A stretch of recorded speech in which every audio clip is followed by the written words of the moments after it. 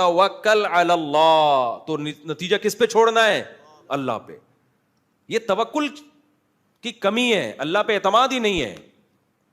بھائی جب فیصلہ کر لیا تمام پہلوؤں سے, ایسی کی تیسی, دیکھا جائے گا کیا ہوگا, بھائی دیکھ لیں گے یار, اللہ ہے نا, اللہ بھی تو کچھ کرے گا, سارا خود ہی کرنا ہے, کیا خیال ہے؟ اللہ بھی تو اللہ کے لیے کر رہے ہو نا ایک کام, تو کچھ اللہ پہ چھوڑو یار. صبر کی توفیق بھی اللہ کی طرف سے ملتی ہے. دیکھو ابو سعید خدری رضی اللہ تعالیٰ عنہ چھوٹے بچے تھے, غزوہ احد جس کا بھی واقعہ چل رہا ہے, ان کے خاندان کے سارے مرد اس غزوہ میں شہید ہو گئے, باپ بھی شہید, بھائی بھی شہید. اب کمانے والا گھر میں کوئی بھی نہیں بچا, گھر میں فاقے آنا شروع ہو گئے.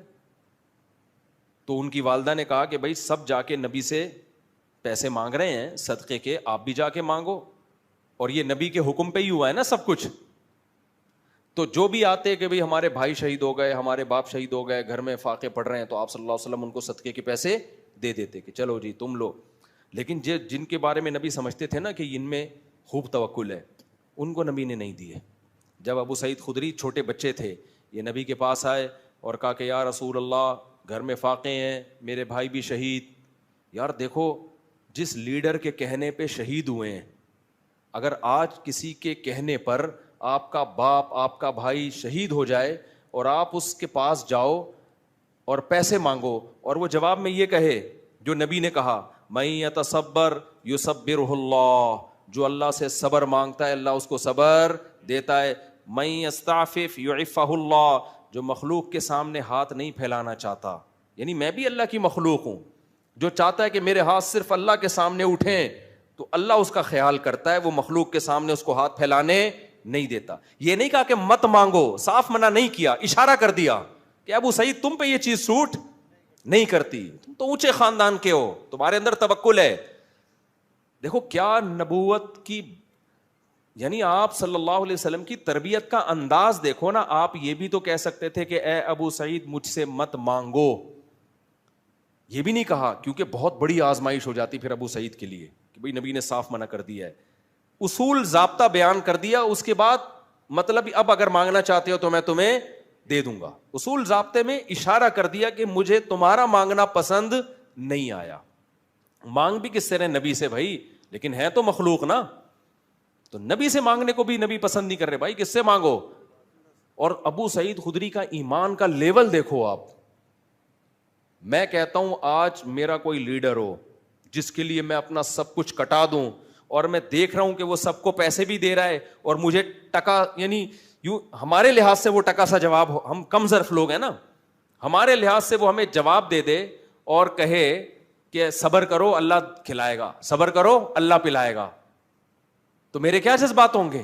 میں کہوں گا جاؤ بھائی, آج سے آپ کی جماعت کو ہم نے چھوڑ دیا. سب کو دے رہے ہو, قربانی ہمارے گھر والوں نے سب سے زیادہ دی ہے, فاقے پڑ رہے ہیں, میری ایک ماں وہ بیوہ ہو گئی اور ہم یتیم ہو گئے, باپ بھی شہید, بھائی بھی شہید, کوئی بچا نہیں ہے, اور ہمیں مشورے اللہ سے مانگو اللہ سے ہوتا ہے, اور ان کو بھی دے دیا ان کو بھی دے دیا. لیکن ابو سعید خدری کا حوصلہ دیکھو یار,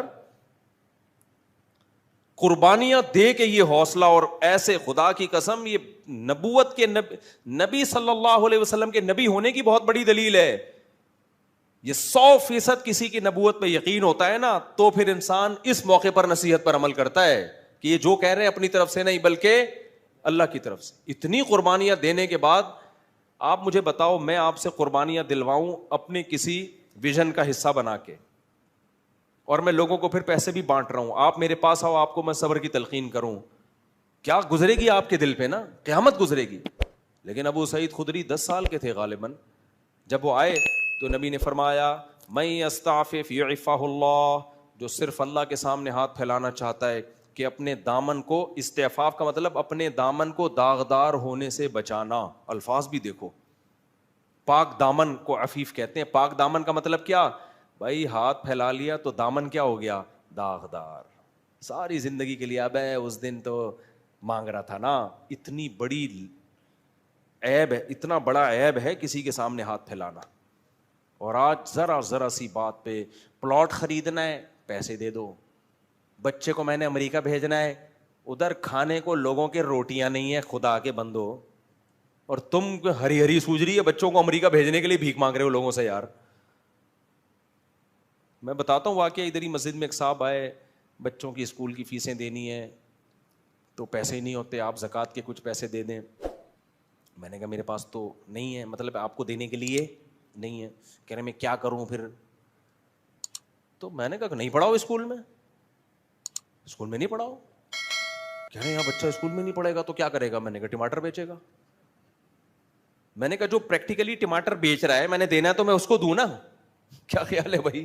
ابھی تیرا تو امکان ہے کہ پتہ نہیں ٹماٹر بیچے گا بھی کہ نہیں بیچے گا, ہو سکتا ہے کل اللہ اسباب کے دروازے کھول دے. میں نے کہا بھائی کوئی بیماری خطرناک آ گئی ہو, مر رہا ہو بندہ, یا خدا نخواستہ کوئی کھانے پینے کے لالے پڑے ہوئے ہوں تو سمجھ میں آتا ہے, ادروائز یہ نہیں آتا. اور اس طرح جب آپ کسی کو دو گے نا, میں نے دنیا میں دیکھا ہے میرے بھائی, جس نے ایک دفعہ مانگ لیا نا اس کو منگتا ہی بنا رہے گا موت. پھر اللہ کی نظر ایسی ہٹتی ہے, اللہ کہتا ہے بس تو اب مانگ, بھکاری بن کے زندگی گزار, اس کے کبھی ضرورتیں پوری نہیں ہوتی. مر جائے گا, کفن بھی ادھار لے کے جائے گا. اگلا کہے گا کم بخت نے جو کفن پہنے نا وسیم کے پیسوں سے ہے, یہ اس کے پیسے بھی ادھار ہیں, ایسا چلے گا وہ. ہاں دوست احباب جن میں آپس میں بے تکلفی ہو, بے تکلفی ہو, مانگتے ہوئے ذلت محسوس نہیں ہو رہی, ان میں ادھار یہ سب چیزیں بھیک نہیں کہلاتی. یہ چیزیں بھیک بے تکلفی ہوتی ہے نا. جیسے آپ ہوٹل میں گئے, جیب میں پیسے نہیں, ابے یار تو دے دے یار, کل میں دے دوں, یہ چیزیں بھیک میں نہیں آتی ہیں.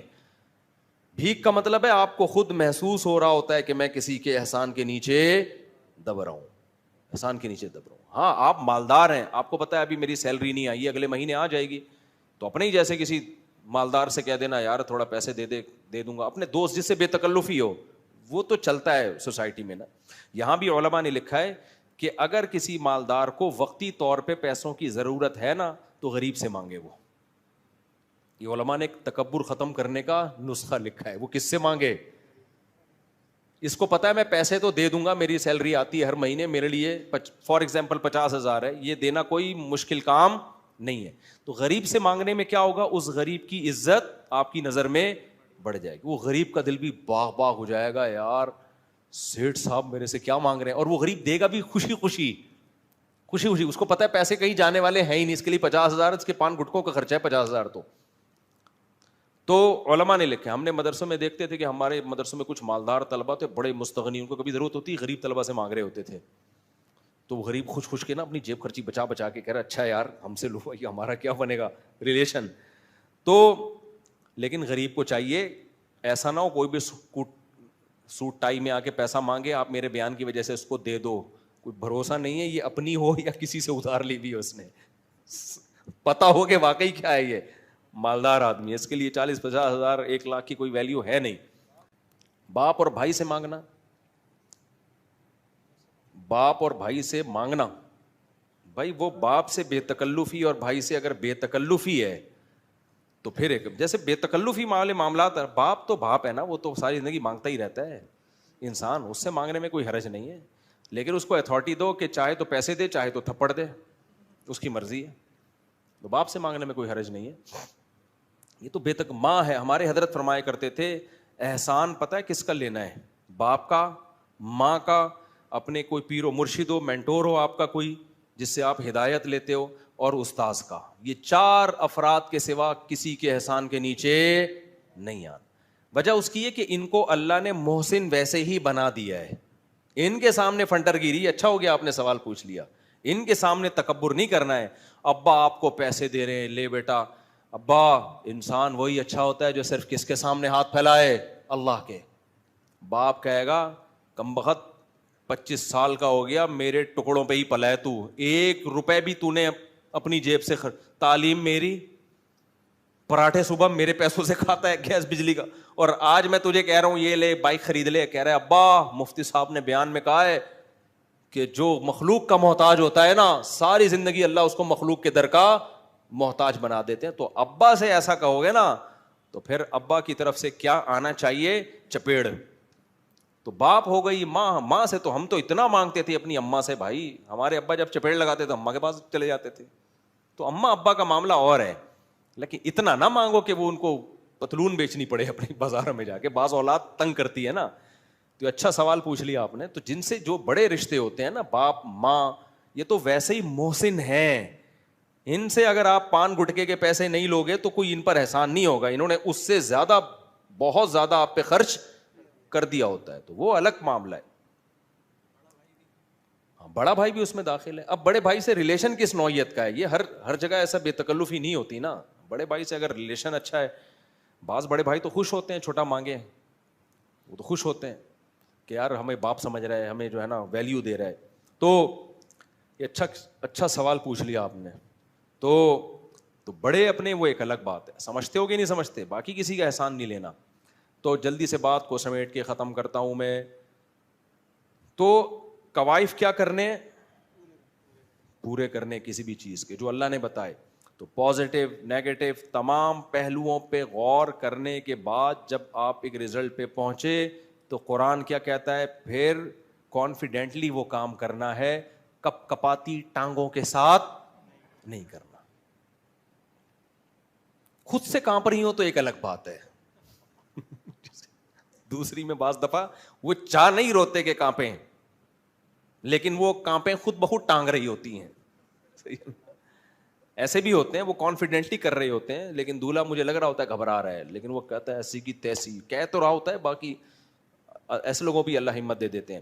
تو اب توکل کا مطلب کیا ہے, جیسے ابو سعید خدری رضی اللہ تعالی عنہ کو جب نبی نے فرمایا جو صبر کرتا ہے اللہ صبر کی توفیق, جو اللہ سے چاہتا ہے کہ میں اپنے دامن کو داغدار ہونے سے بچاؤں تو اللہ اسے مخلوق کا محتاج نہیں کرتا. یہ آپ نے نصیحت کی, وہ چلے گئے.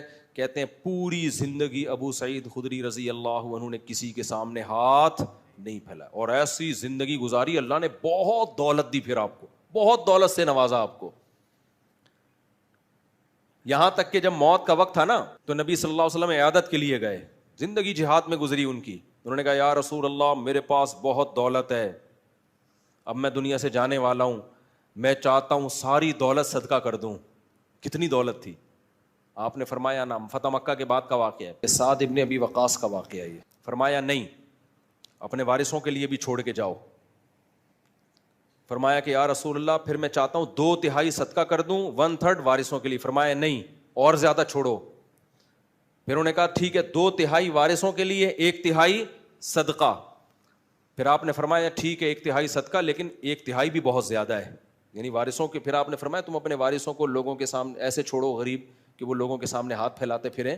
دیکھو کیسی زبردست تعلیمات ہے شریعت کی. تو بھائی آپ پہلے اپنے کوائف پورے کریں, اولاد کو اپنے پاؤں پہ کھڑا کرنے کے, اس کو آپ ایک تعلیم اچھی دیں, اگر گنجائش ہے تعلیم اچھی دیں, اس کے لیے وراثت کا بھی انتظام کریں, چھوڑ کے جائیں. تو نبی نے فرمایا تم اپنی اولاد کو لوگوں کے سامنے ایسے چھوڑ کے جاؤ کہ ننگے پاؤں ننگے سر پھریں اور لوگوں کے سامنے بھیک مانگیں. اس سے بہتر نہیں ہے کہ ان کو تم اتنا مال دے کے جاؤ کہ استغنا کے ساتھ زندگی گزاریں. تو یہاں چونکہ جائز سبب ہے تو جائز سبب اختیار کیا جائے گا, وہاں سبب اختیار کیے بغیر اللہ پہ توکل کرنا یہ شریعت کی تعلیمات نہیں ہے. سمجھ میں نہیں آ رہی میرا خیال ہے یار, اتنی خوبصورت تعلیمات ہیں اسلام کی. لیکن پھر آپ نے کیا فرمایا, فرمایا تم یہ جو سمجھ رہے ہو نا ابھی میں مرنے والا ہوں اور ابھی وراثت, تو اصول تو بتا دیا کہ 1/3 بھی بہت زیادہ ہے, لیکن چلو تم چاہتے ہو 1/3 صدقہ کر دو تو ٹھیک ہے. 2/3 تبھی علماء نے لکھا ہے کہ اگر صدقہ کرنا ہو نا مرنے کے بعد تو 1/3 سے کم کرنا چاہیے, کیونکہ نبی نے 1/3 کو بھی بہت قرار دیا ہے. پھر آپ نے فرمایا لیکن مجھے ایسا لگتا ہے, یعنی آپ نے فرمایا کہ لعل اللہ ینتفع بک قوم ویضر بک آخرون, اللہ سے مجھے امید ہے ابھی اللہ تمہارے ذریعے بہت سے لوگوں کو فائدہ دے گا اور بہت سو کو بہت نقصان پہنچائے گا تمہارے ذریعے. کیا مطلب, تم مرو گے نہیں, ابھی تمہیں اور زندگی ملے گی, شفا ملے گی, اس کے بعد تم میدان جہاد میں لڑو گے جس سے مسلمانوں کو فائدہ ہوگا اور اسلام دشمنوں کو نقصان. ابھی اللہ نے تمہیں بہت سے لوگوں کو مارنے کے لیے رکھا ہوا ہے اور بہت سے لوگوں کو بچانے کے لیے رکھا. پھر وہی ہوا, وہ ٹھیک ہو گئے, حالانکہ وہ نا امید ہو گئے تھے اپنی زندگی سے. تو علماء نے اس حدیث کو بھی نبی کے معجزات میں شمار کیا ہے کہ کوئی امید نہیں تھی بچنے کی, وہ تو وصیتیں کر رہے تھے, اور نبی نے فرمایا کہ اللہ سے امید ہے ابھی تمہیں زندگی ملے گی. تو استغنا کا یہ فائدہ ہوا, سمجھ رہے ہو. تو اس لیے توکل کا مطلب کیا ہے, بھائی اللہ پہ اعتماد کرو گے تو اپنے آپ کو اللہ کے حوالے کر دو گے, جو ہوگا دیکھا جائے گا. ہم کوئی اکیلے تھوڑی ملحد تھوڑی ہے کہ بندر سے انسان بنے, بس اتفاق سے ہو گیا تو سب کچھ اتفاق سے ہوتا رہے گا. اوپر ہمارا رب بیٹھا ہوا ہے, وہ ساری سچویشن کو دیکھ رہا ہے. اس نے شادی کی ہے, اس نے زنا بولو نہیں کیا, سالے اس کو جو کوٹ رہے ہیں یہ اللہ دیکھ رہا ہے, کٹتا ہوا بھی دیکھ رہا ہے, پٹتا ہوا بھی دیکھ رہا ہے, گریبان کھول کے بھاگتا ہوا بھی دیکھ رہا ہے. تو وہ رب تھوڑی بھولے گا, وہ تمہیں حوصلہ دے گا, وہ تمہیں میرے پاس بھیج دے گا, میں تمہارا حوصلہ اور زیادہ. خیر تو وَمَن يَتَوَكَّلْ عَلَى اللَّهِ فَهُوَ حَسْبُهُ, اللہ کہتے ہیں جو مجھ پر اعتماد کرتا ہے میں کافی. یا تو اللہ مسائل حل کر دیتا ہے, یا مسائل رہتے لیکن صبر دے دے گا, حوصلہ دے دے گا آپ کو. حوصلہ بھی تو اصل چیز تو حوصلہ ہے نا, وہ برداشت کرنا آسان ہو جائے گا آپ کے لیے. تو غزوہ احد میں بھی اللہ نے کیا فرمایا کہ جب اتنے شہید ہو گئے تو منافقین کہنے لگے دیکھو ہماری مان لیتے تو یہ سب کچھ نہ ہوتا. تو قرآن کی یہ دوسری آیت جو میں نے بتائی نا, ایک آیت کہ جب کوئی کام کرو تو تمام کوائف مکمل کرو, اس کے بعد فیصلہ کرو تو توکل کس پہ کرو, اللہ پہ. پھر بھی نقصان ہو سکتا ہے, پھر بھی کیا ہو سکتا ہے, نقصان.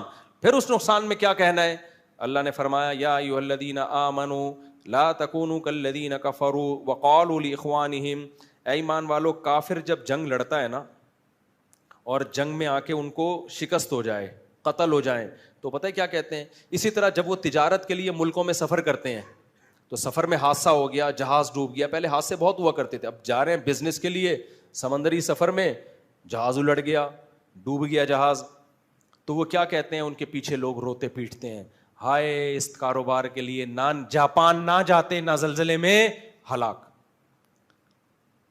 جاپان میں زلزلہ آئے نا, ایک عجیب چیز میں نے وہاں دیکھی ہے. اب جاپانی اکثر دبلے دبلے ہوتے ہیں. میں جب جاپان میں تھا تو بہت خطرناک زلزلہ آیا تھا نا, آپ کو بھی پتا ہوگا. خیر مجھے تو پتہ ہی نہیں چلا زلزلے کا, ہم پل پہ تھے اس وقت, پل تو ویسے ہی ہل رہا ہوتا ہے, لیکن واپس آئے تو پتہ چلا پورا یوں ہل رہا تھا. تو میں نے اپنے میزبان سے, ہمارے جو ارشاد بھائی, ان سے پوچھا, میں نے کہا یار یہ تو بڑا خطرناک ہے. وہ کہتے ہیں ہر ہفتے ایک دو جھٹکے آ جاتے ہیں. انہوں نے کہا کہ ہر ہفتے ایک دو ہل جاتے ہیں تھوڑے سے, تو ہمارے لیے نارمل ہے. تو میں نے کہا بھائی اگر اوپر والے پورشن میں چھت گر گئی, 2 پورشن تھے نا ان کے گھر کے, چھت گر گئی, خدا نہ خواستہ بندہ تو مرے گا. انہوں نے کہا یہ پہلے سے انتظام ہے, ہمارے ہاں چھت بہت ہلکی ہوتی ہے, گتے کی چھت نہیں جسے کہتے ہیں, مضبوط ہوتا ہے, اس پہ ایک اپارٹمنٹ پورا بن جاتا ہے, لیکن وہ اس چھت کا ویٹ نہیں ہوتا. میں نے کہا بھائی چھت کا ویٹ تو نہیں ہے, لیکن اوپر آپ جیسا کوئی بندہ بیٹھا ہوا ہو اس کا تو ویٹ ہوگا نا. نہیں آئی میرا خیال ہے بات, کہہ رہے ہیں یار یہ تو ہم نے کبھی سوچا ہی.